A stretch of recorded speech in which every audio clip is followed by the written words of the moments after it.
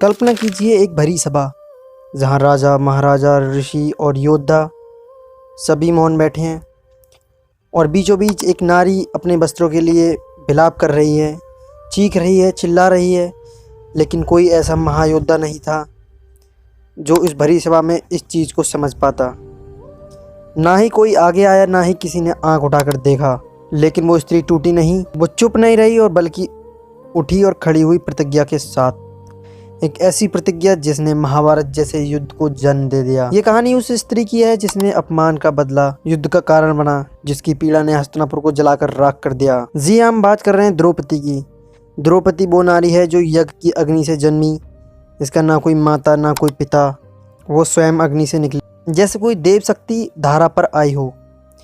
कहा जाता है द्रौपदी का जन्म केवल एक स्त्री के रूप में नहीं हुआ था, वो द्रुपद की तपस्या का उत्तर थी, जो अर्जुन के लिए शक्ति और दुर्योधन के लिए विनाश के लिए शस्त्र बनी। और रहस्य तो तब गहरा होता जाता है जब ये 5 पांडवों की पत्नी बनी। क्या ये एक महज संयोग था कि जो द्रौपदी 5 पांडवों की पत्नी बनी, या इसके पीछे भी कोई रहस्य है? तो आज की इस वीडियो में हम आपको इसी बारे में पूरी जानकारी देने वाले हैं कि एक ऐसी स्त्री जिसने एक राजसभा को युद्ध के मोड़ पर लाकर खड़ा कर दिया। जी, हम बात कर रहे हैं द्रौपदी की। द्रौपदी के बारे में कई ऐसे रहस्य हैं जो बताए जाते हैं, लेकिन क्या द्रौपदी के बारे में ये जो बातें कही जाती हैं वो सही हैं?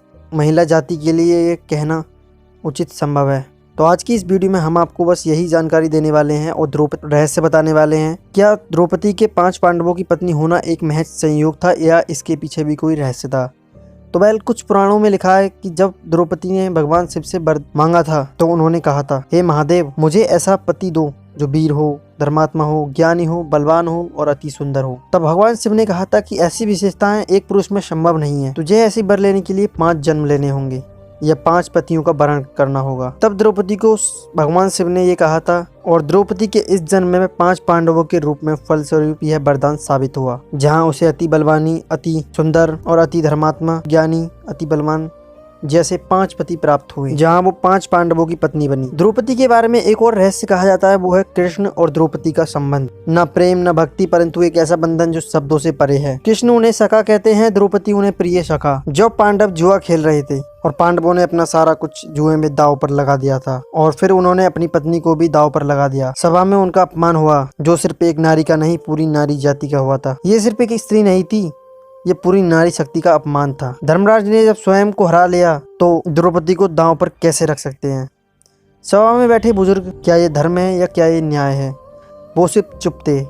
भीम चुप थे, द्रोण चुप थे, विदुर की आंखें नम थीं और दुर्योधन हंस रहा था। फिर द्रौपदी ने कहा, हे माधव, रक्षा कीजिए। जब द्रौपदी का चीरहरण हुआ तो सभी राजसभा चुप थी, देवता भी मौन थे। लेकिन कृष्ण द्रौपदी की पुकार सुनकर दूर से खड़े उनके वस्त्र को बढ़ाते रहे।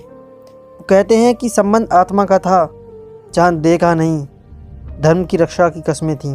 फिर द्रौपदी ने भरी सभा में ये कसम खाई कि जब तक मेरे ये केसों पर दुर्योधन और दुशासन के रक्त से नहीं धुलेंगे, जब तक मैं ये अपने केस नहीं बांधूंगी।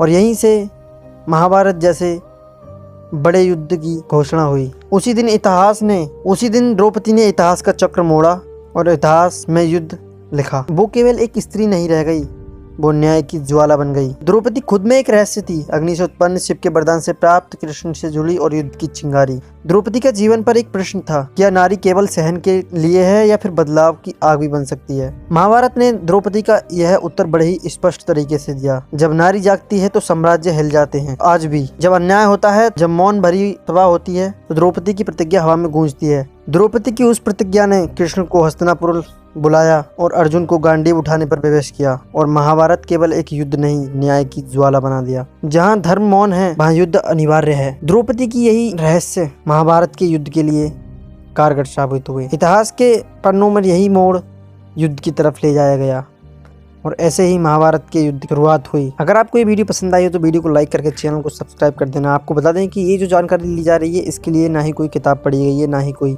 रिसर्च किया गया है। ये सभी जानकारी AI द्वारा ली जा रही है, तो कृपया करके पूर्ण विश्वास करने से पहले एक बार अपने इतिहास को जरूर पढ़ लें। जय श्री कृष्णा।